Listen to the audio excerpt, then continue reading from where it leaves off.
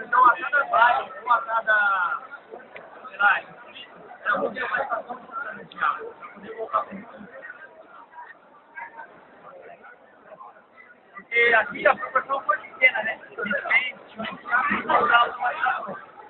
Aí, cara,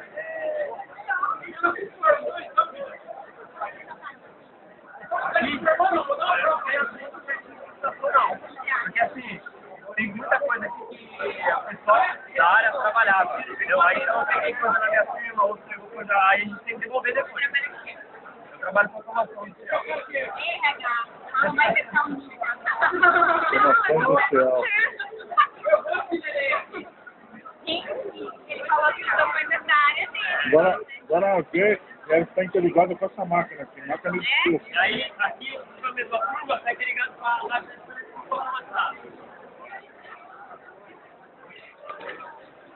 É, que ele só está usando a água,